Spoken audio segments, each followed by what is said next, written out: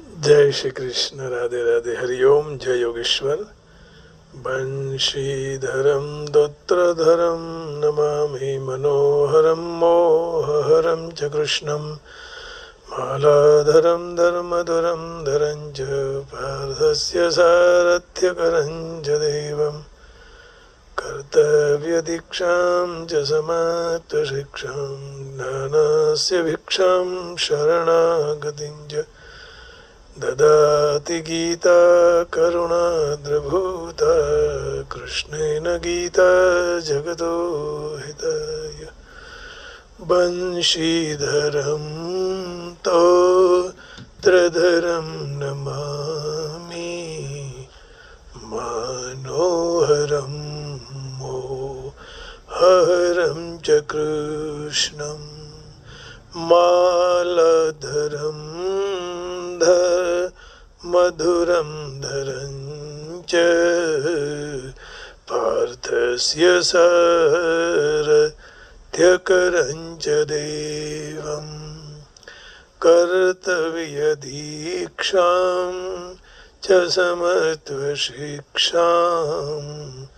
ज्ञानस्य भिक्षां शरणागतिं च ददाति गीता करुणाद्रभूता कृष्णेन गीता जगतो हिताय कृष्णेन गीता जगतो हिताय। आइए, जय श्री कृष्ण। राधे राधे। भगवान ने छठे श्लोक में बहुत सारे श्लोकों का अनुसंधान देकर कहा कि दैवो विस्तर सप्रोक्त आसुरम पार्थ में शुणु। दैवी का बहुत विस्तार किया। आसुरी सृष्टि का जो वर्णन है, आसुरी के जो दोष हैं, उनका अब वर्णन सुनो। भगवान से विमुख मनुष्य में आसुरी संपत्ति कौन से क्रम से आती है, इसके अग्रिम श्लोक में वर्णन किया है। कैसे कैसे आसुरी वृत्तियां प्रविष्ट करती है।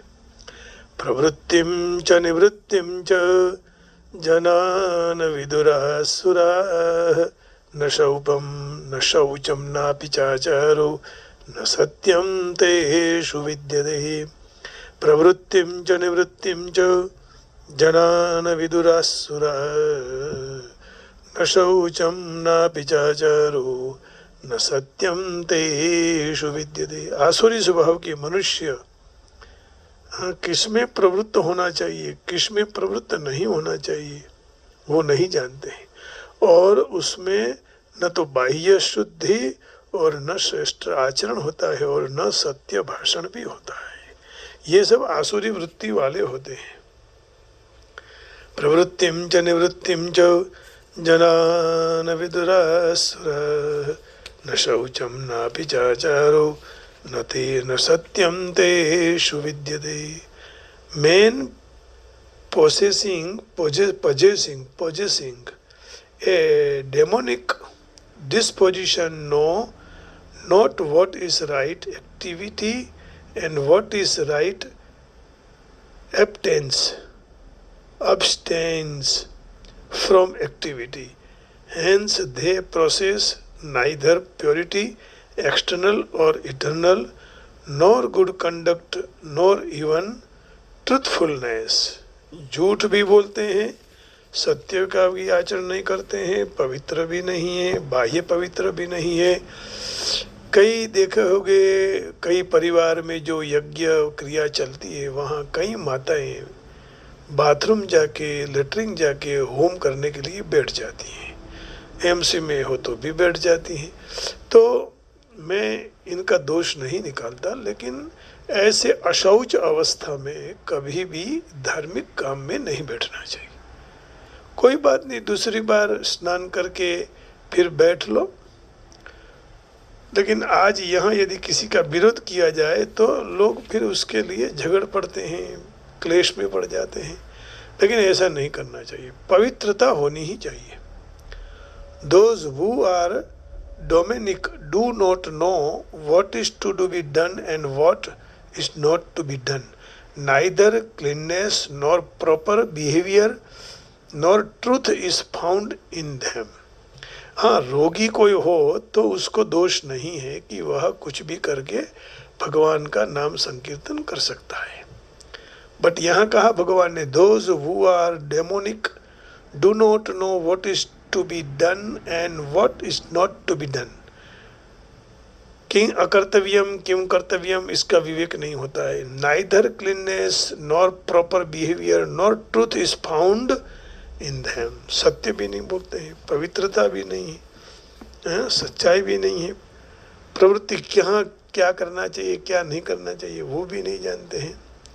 विदुरासुरा न विदुहु असुरा, यहाँ आसुरा माने आसुरी भाव वाले। न शौचम, पवित्र का तो पवित्रता को नहीं जानते हैं। न आचार, श्रेष्ठ आचरण भी सत्य नहीं बोलते हैं।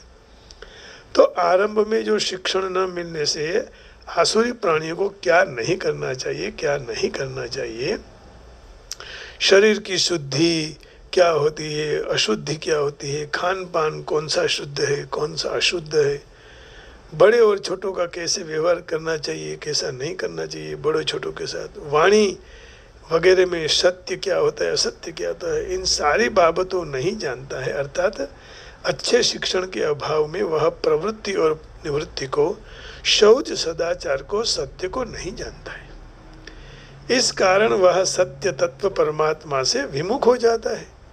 परमात्मा से विमुख होने से न तो वह ईश्वर धर्म आदि को मानते हैं और न उनकी मर्यादा को भी मानते हैं। ऐसे स्त्री पुरुष के संग से संसार की उत्पत्ति मानी जाती है। वे स्त्री पुरुष के संग से संसार की उत्पत्ति मानते हैं, माने वही सब कुछ है भोग विलास में ही। और नास्तिक दृष्टि का आश्रय लेकर वह दूसरों को दुख देते हैं और खुद का महान पतन कर देते हैं, माने बड़ा पतन कर देते हैं। तो ये आसुरी भाव के लक्षण है। प्रवृत्तिम च निवृत्तिम च जना न विदुरासुराः न शौचम नापि चाचारो न सत्यम तेषु विद्यते। प्रवृत्तिम च निवृत्तिम च जनाः न विदुः आसुराः। आजकल के उच्छृंखल वातावरण, खान पान, शिक्षण आदि के प्रभाव से प्रायः मनुष्य प्रवृत्ति और निवृत्ति अर्थात किस में प्रवृत्त होना चाहिए किस में प्रवृत्त नहीं होना चाहिए ये जानते होते हुए भी वे नहीं जानते हैं, और यदि नहीं जानते हैं तो जानने की इच्छा भी नहीं करते हैं।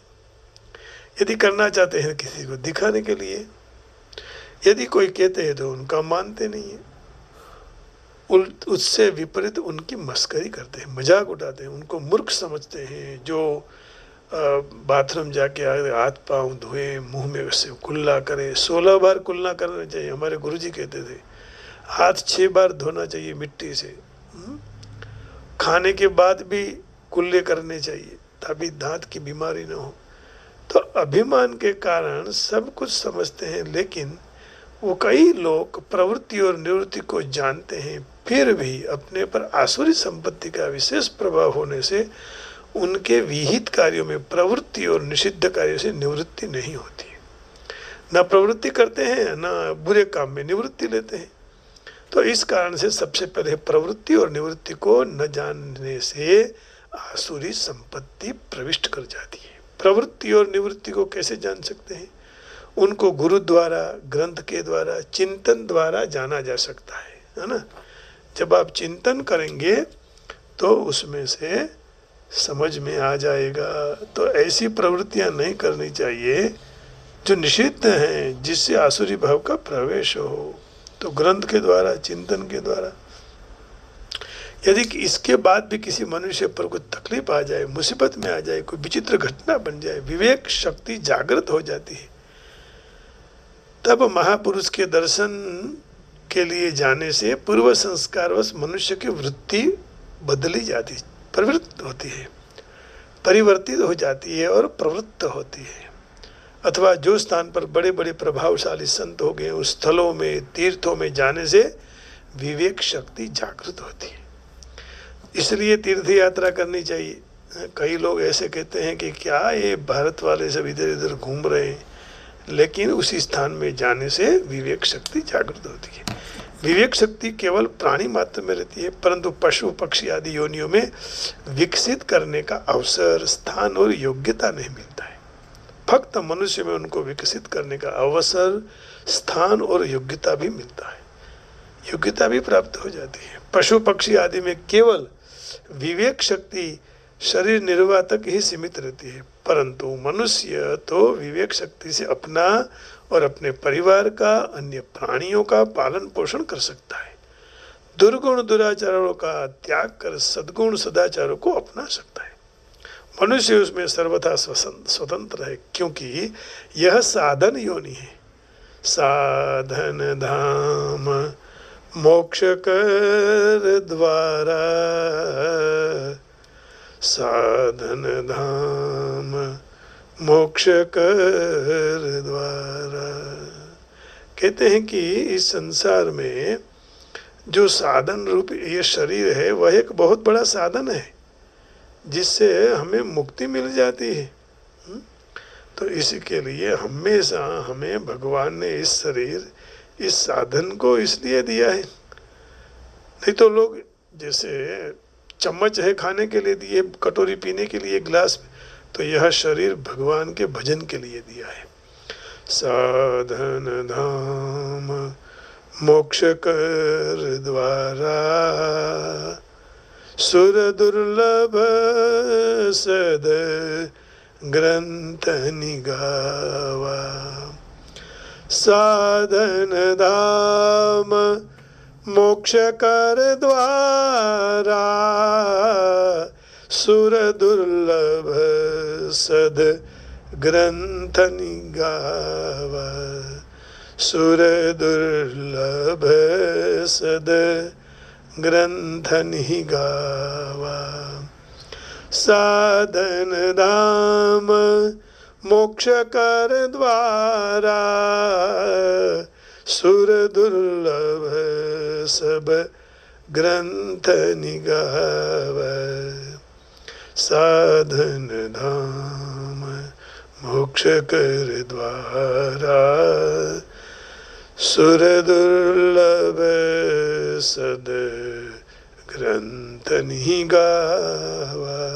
अरे भाई, ये मनुष्य शरीर बाद में मिलेगा या नहीं मिलेगा, ये सौभाग्य है। बड़े भाग मानुष्य तनु पावा, सुर दुर्लभ सब ग्रंथ निगावा। सुर दुर्लभ सब ग्रंथ निगावा। बड़े भाग मानुष्य तनु पावा, सुर दुर्लभ सब ग्रंथ निगावा।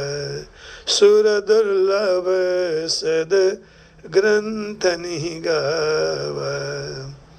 साधन धाम मोक्ष कर द्वारा, पाही न जही पाही सम, ऐसा कुछ है। सकल धर्म मह श्रेष्ठ धर्म, हर का नाम जपल निकल कर्म। आइए और देख लेते हैं। साधन धाम मोक्ष कर द्वारा, पाई न जेहि परलोक संवारा। पाई न जेहि परलोक संवारा। साधन धाम मोक्ष कर द्वारा, पाई न जेहि परलोक संवारा। पाई न जेहि परलोक संवारा। बड़े भाग मानुष्य तनु पावा, सुर दुर्लभ सब ग्रंथ निगावा। तो ये मनुष्य शरीर इसलिए मिला है। विवेक शक्ति प्राणी मात्र में रहती है, इनको पशुओं को अवसर नहीं मिलता, मनुष्य को अवसर मिलता है। तो इस प्रकार साधन योनि है, परंतु पशु पक्षी स्वतंत्र नहीं है, वो केवल भोग योनि है। जब मनुष्य के खाने पीने के आदि में विशेष वृत्ति रहती है, तब उनके कर्तव्य में अकर्तव्य में भान नहीं रहता है। ऐसे मनुष्यों में पशु पक्षियों की तरह दैवी संपत्ति प्रकट रूप में रहती है, प्रकट नहीं होती। ऐसे मनुष्य के लिए भगवान ने जनाह पद दिया यहाँ, अर्थात वे भी मनुष्य कहने के लिए लायक है, क्योंकि उनमें भी दैवी संपत्ति प्रकट हो चुकी है। जनाह 16वें अध्याय के 7वें श्लोक में कहा, प्रवृत्तिम च निवृत्तिम च जना न विदुरासुराः न शौचम न विचाचारो न सत्यम ते सुविद्यते। और नराधमान 19वें श्लोक में एताम दृष्टिमवष्टभ्य, श्लोक है 19वां, इसी अध्याय का 19वां श्लोक। तानहं द्विषतः क्रूरान् संसारेषु नराधमान् क्षिपाम्यजस्रमशुभान् आसुरीष्वेव योनिषु। वह द्वेष करने वाले, क्रूर स्वभाव वाले और नराधमों को, पापाचारियों को मैं संसार में बारंबार आसुरी योनि में डाल देता हूँ, आसुरी योनि में। तानहं द्विषतः क्रूरान् संसारेषु नराधमान् क्षिपाम्यजस्रम शुभान् अशुभान् आसुरीषु एव योनिषु, आसुरीष्वेव योनिषु। भगवान कहते हैं वह डाल देता हूँ। तो यह पदस्तक नराधमन बच में आवेल श्लोक में कहीं भी भगवान ने मनुष्यवाचक शब्द ही नहीं रखा है। इसका तात्पर्य यही हुआ कि मनुष्य में आसुरी संपत्ति त्याग करने की और देवी संपत्ति धारण करने की योग्यता है। फिर भी यदि कोई भी मनुष्य देवी संपत्ति को धारण न करके आसुरी संपत्ति को धारण रखता है तो वह मनुष्य कहने के लिए लायक नहीं है, मानव कहवाने के लिए लायक नहीं, कहलाने के लिए लायक नहीं। वे पशुओं से और नारकीय प्राणियों से भी हीन है, क्योंकि पशु और नारकीय प्राणियों तो पापों का फल भोगकर पवित्रता की ओर जा रहे हैं, और आसुरी स्वभाव वाले मनुष्य पुण्य से यह शरीर मिला है उसी को नष्ट करते, पाप को एकत्रित करके नरक की ओर जा रहे हैं, है ना। कितना फर्क है, किसी को भगवान ने अच्छा दिया तो वो दूसरे रास्ते पकड़ लिया, किसी को अच्छा नहीं दिया तो वो अच्छे रास्ते को पकड़ के जा रहे हैं। तो दुर्गतियों का, उनकी दुर्गतियों का वर्णन इसी 16 अध्याय में 19वें श्लोक में किया है। अभी जो कहा वो भगवान ने आसुरी योनियों मनुष्यों में जितने लक्षण बताए हैं उसमें उनको पशु आदि का विशेषण न देकर अशुभान नराधमान विशेषण दिए हैं, क्योंकि वह पशु जितने पापी नहीं हैं उनसे भी उनके दर्शन से पाप नहीं लगता है, लेकिन आसुरी मनुष्य में विशेष पाप होता है। तो ऐसे दुष्टों के दर्शन से भी पाप लगता है। सोचिए, पशु आदि पापी नहीं है, उनके दर्शन से पाप नहीं लगता, लेकिन जो पापी मनुष्य हैं उनके दर्शन से पाप लगता है। तो यहाँ नरह पद से बताया कि जो काम क्रोध लोभ रूपी नरक के द्वार में छुटकर अपने कल्याण का आचरण करते हैं वही मनुष्य कहने के लिए लायक है, कहलवाने के लिए लायक है। 5वें अध्याय के 23वें श्लोक में नरह पद से इस बात की पुष्टि की है। न शौचम न विचाचारो न सत्यम तेषु विद्यते। तो प्रवृत्ति और निवृत्ति को न जानने से आसुरी स्वभाव वालों में शुद्धि अशुद्धि का ख्याल नहीं रहता है, उनको सांसारिक आचरण व्यवहार का भी ख्याल नहीं है, अर्थात माता पिता और वडील वृद्धों की और अन्य मनुष्यों के साथ कैसा बर्ताव करना चाहिए वो कैसा है वो भी नहीं जानते हैं। तो उनमें सत्य नहीं दिखाई देता है, वो असत्य बोलते हैं और आचरण भी असत्य करते हैं। इनका तात्पर्य यही हुआ कि वह मनुष्य असुर है, खाना पीना आराम से रहना, मैं तो जीता रहूं, संसार का सुख भोगता रहूं और संग्रह करता रहूं आदि उद्देश्य होने से उनकी शौचाचार और सदाचार तरफ दृष्टि ही नहीं जाती। भगवान ने दूसरे अध्याय के 44वें श्लोक में कहा कि वैदिक प्रक्रिया के अनुसार सांसारिक भोग और संग्रह में लगे हुए मनुष्यों में भी परमात्मा की प्राप्ति का एक निश्चय नहीं होता है। भाव यही है कि आसुरी संपत्ति का अंश रहने के कारण जब उसके शास्त्र विधि से यज्ञादि कर्मों में प्रवृत्त मनुष्य परमात्मा की प्राप्ति का निश्चय नहीं कर सकता तब वह मनुष्य में आसुरी संपत्ति विशेष रूप से होती है। अर्थात जो अन्यायपूर्वक भोग संग्रह में प्रवृत्त होते हैं उनकी बुद्धि में परमात्मा एक निश्चय होना बहुत कठिन है। उनकी व्यवसायत्मिका बुद्धि रेकेह कुरुनंदन। तो पापवंत कर सहज स्वभावु भजनु मोर ते ही भावन कावु। पापवंत कर सहज स्वभावु भजनु मोर ते ही भावन कावु।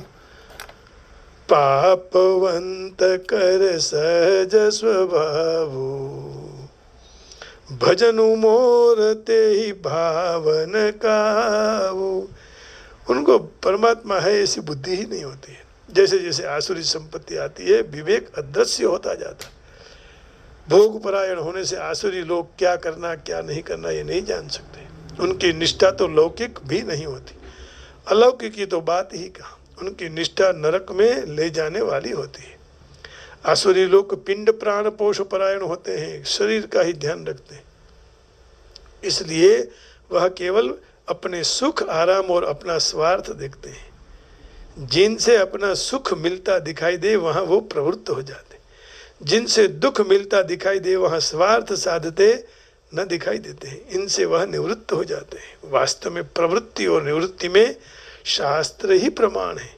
16वें अध्याय के 24वें श्लोक में भगवान कहते हैं तस्मात् शास्त्रं प्रमाणन्ते कार्याकार्य व्यवस्थितौ ज्ञात्वा शास्त्र विधानोक्तं कर्म कर्तुर्मिहार्हसि। तस्मात् शास्त्रं प्रमाणन्ते कार्याकार्य व्यवस्थितौ ज्ञात्वा शास्त्र विधानोक्तं कर्म कर्तुर्मिहार्हसि। परंतु अपने शरीर और प्राणों में मोह होने से आसुरी मनुष्यों की प्रवृत्ति और निवृत्ति शास्त्र सम्मत नहीं होती है। आज देखिए कितने संप्रदाय सब शास्त्र से विरुद्ध आचरण कर रहे हैं। आसुरी प्रवृत्ति के कारण वह शास्त्र की बात सुनते ही नहीं और सुने तो समझ नहीं सकते हैं। यतन्तोऽप्यकृतात्मानो नैनं पश्यन्त्यचेतसः। 15वें अध्याय के 11वें श्लोक में भगवान कह रहे हैं यतन्तोऽप्यकृतात्मानो नैनं पश्यन्त्यचेतसः। यतन्तोऽप्यकृतात्मानो नैनं पश्यन्त्यचेतसः। यतन्तो योगिनश्चैनं पश्यन्त्यात्मन्यवस्थितम्। यत्न करने वाले योगी जन अपने हृदय में स्थित यह परमात्मा तत्व का अनुभव करते हैं, परंतु जिसने अपना अंतःकरण शुद्ध नहीं किया है ऐसे अज्ञानी जन यत्न करते हुए होते हुए भी इस तत्व का अनुभव नहीं कर सकते। यतन्तो योगिनश्चैनं पश्यन्त्यात्मन्यवस्थितं यतन्तोऽप्यकृतात्मानो नैनं पश्यन्त्यचेतसः। आइए थोड़ा भगवत पाद जी इसके बारे में क्या कहते हैं वो थोड़ा अर्थ देख के फिर कीर्तन करके आज की इस सत्संग धारा को विराम देंगे। तो कहते हैं सभ्य मानव समाज में के कोई आचार संहिता होती है जिनका पालन शुरुआत से ही होता है। खास करके आचार्य आर्यों में वैदिक सभ्यता के मार्ग पर चलने वाले हैं। अत्यंत सुसंस्कृत लोग सुप्रसिद्ध हैं, इनका पालन करते हैं। परंतु जो मनुष्य शास्त्र के आदेशों को नहीं मानते हैं वो असुर कहे गए हैं। इसलिए यहाँ कहा गया कि असुर शास्त्रोक्त नियम को नहीं जानते हैं, पालन में लेस मात्र भी वो रुचि नहीं रखते हैं, तो वो अपनी तरह से ही काम करते रहते हैं, तो असुर कहे गए हैं। नियम के पालन में रुचि रखनी चाहिए। वैदिक आदेशों में न तो श्रद्धा है न उनके तरफ वर्तन करने की भावना है। असुर बाह्य और आंतरिक तरह से स्वच्छ नहीं रहते। मनुष्य हमेशा स्नान करके, दंत मंजन करके, बाल कटवा के, वस्त्र बदल के शरीर को स्वच्छ रखने की एक काळजी माने खबर लेनी चाहिए। आंतरिक स्वच्छता की बाबत में मनुष्य को निरंतर भगवान श्री कृष्ण का गोविंद का स्मरण करना चाहिए। हरे कृष्ण हरे हरे कृष्ण कृष्ण कृष्ण हरे हरे, हरे राम राम राम हरे हरे, हरे कृष्ण कृष्ण कृष्ण हरे हरे, हरे कृष्ण कृष्ण कृष्ण हरे हरे, हरे राम राम राम हरे हरे। तो ऐसे अंतःकरण शुद्ध हो जाता है।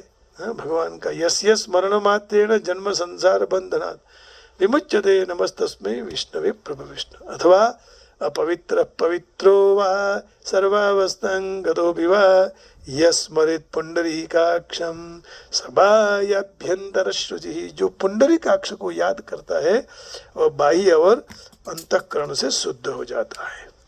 तो लेकिन असुरों को ये नियम सब नहीं अच्छे लगते हैं, इसलिए तो रावण ने कहा था ना, होई न भजनु तामस देहा, होई हनु भजन तामस देहा। बोलता है मुझसे भजन नहीं होगा। तो आचरण बहुत महत्व का है। आचार प्रथमो धर्म मनुस्मृति ने कहा है। तो स्त्रियों को स्वतंत्रता न देनी चाहिए। इसका अर्थ है कि स्त्रियों को गुलामी में रखना, ऐसा नहीं है। वो भी बालक के समान है। बालकों को स्वतंत्रता नहीं दी जाती है, लेकिन उनको गुलाम भी नहीं बनाए जाते हैं। इसलिए ये बात सब ध्यान में रखनी चाहिए। इसका उल्टा अर्थ मत लो। शास्त्र की उपेक्षा नहीं करनी चाहिए। स्त्रियों को ही पुरुष की जितनी स्वतंत्रता होनी चाहिए, लेकिन इससे दुनिया की सामाजिक दशा अच्छी नहीं रहती है। वस्तुतः स्त्री को जीवन की हर एक अवस्था में संरक्षण बनना चाहिए। जैसे बालक का संरक्षण पिता करते हैं, और स्त्री की रक्षा बचपन में पिता करते हैं, युवानी में पति, और वृद्धावस्था में अपने पुत्रों का रक्षण मिलना चाहिए। मनुस्मृति के अनुसार यह सामाजिक आचरण है। स्त्री जीवन का अहंकार पूर्ण अभिगम कृत्रिम, ये सब कई नए समाज ने निकाल दिया है, लेकिन ऐसा नहीं है। बचपन से उनकी बाल्यावस्था में उनकी रक्षा पिता करते हैं। पिता रक्षति कौमारे भर्ता रक्षति यौवने वार्धक्ये रक्षति पुत्रः नस्त्रीस्वात्यंत्रमर्हति। तो स्त्रियों की नैतिक स्थिति शुद्धा अभी ठीक नहीं है। इसलिए समाज अच्छा हो तो आदेश ग्रहण नहीं करते हैं, असुर होते हैं ना। तो महान ऋषियों के अनुभवों को निर्धारित किए हुए नीति नियम को स्वीकारते नहीं है। इसलिए आसुरी लोगों की सामाजिक स्थिति अत्यंत दुखदायक है। ये दुखदायक न बने, इसलिए बहुत अच्छी बात आज कथा में आई कि स्त्री स्वतंत्र नहीं होनी चाहिए। लेकिन आजकल यदि आप ऐसी बात करोगे तो लोग क्या कहेंगे, अपनों के बदनाम करेंगे, शास्त्र की बात को उल्टी मानते हैं। तो आइए इस भगवान के लिए यदि हम भजन कर लें, ताली लगा दें, तो भगवान हमारे लिए सर्वदा कल्याणकारी मंगलकारी होते हैं। भगवान के सिवाय और कुछ नहीं है। इसलिए आइए भजन करेंगे, भगवान को प्रसन्न करेंगे और भगवान का कीर्तन करते करते अपना जीवन धन्य बना देंगे। पढ़ो तुम्हारा राम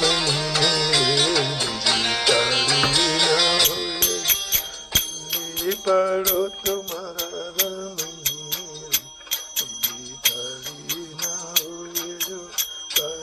पढ़ो तुम्हारा राम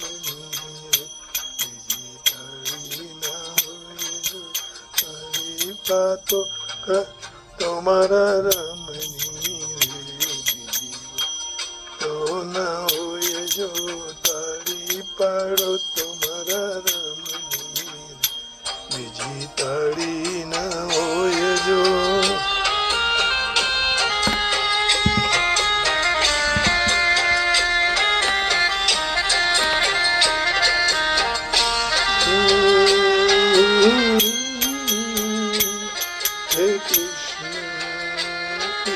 कृष्ण हरे कृष्ण बोलो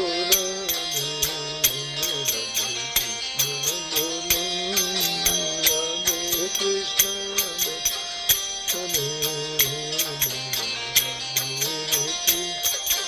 बचपन बचपन में घणो फेर छे रे बचपन को कहवाय जो बचपन बचपन को ने कहवाय जो बचपन में મને ભૂલી મળ્યા રે બચપન કહેવાય જો બચપનમાં પ્રહલાદ ને ઋષિ મળ્યા રે બચપન કહેવાય તાળી પાડો તો મારા રમણી તાળી ના હોય જો તાળી પાડો તો મારા રમણી તાળી ના હોય જો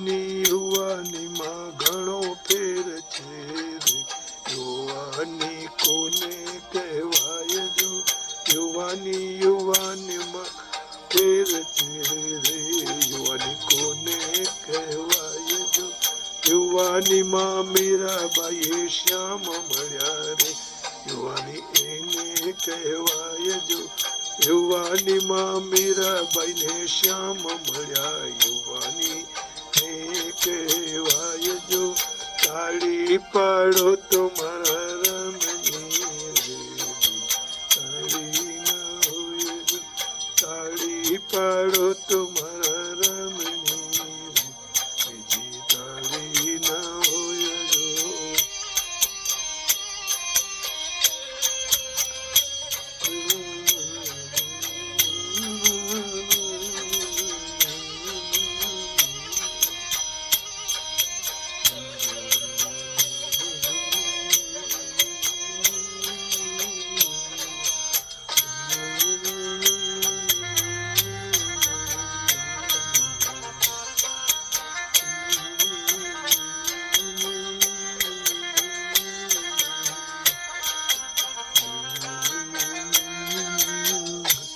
ગઢપણમાં એનો ફેર છે ગઢપણ કોને કહેવાય જો ગઢપણમાં ઘણો ફેર છે ગઢપણ કોને કહેવાય જો ગઢપણમાં ભાઈને રામ મળ્યા રે ગઢપણ કહેવાય ગઢપણમાં મીરાબાઈને રામ મળ્યા રે ગઢપણ કહેવાય જો તાળી પાડો તો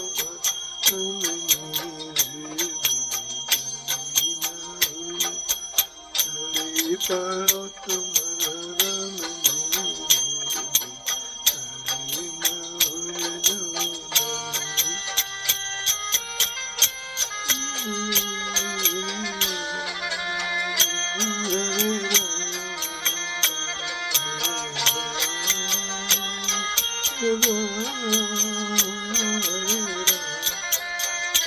હરે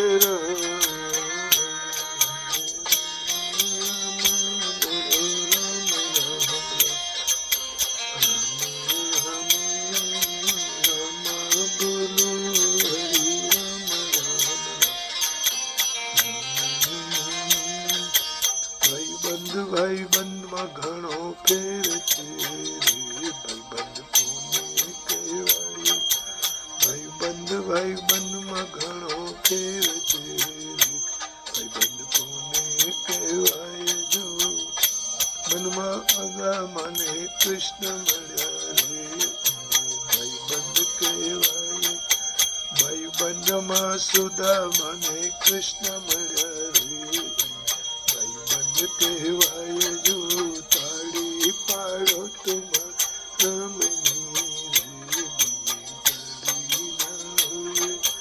તાળી પાડો તુમારા રમની રે, તાળી ના હોય જો તાળી પાડો તુમારા રમની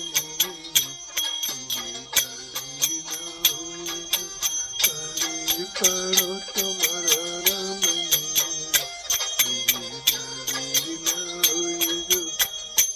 कृष्ण कन्हैया लाल की जय, द्वारिकाधीश की जय। आप सबको मैं बैठे हुए परमात्मा को प्रणाम करके वाणी को विराम देता हूँ। जय श्री कृष्ण, राधे राधे, हरि ओम। जय योगेश्वर, जय योगेश्वर।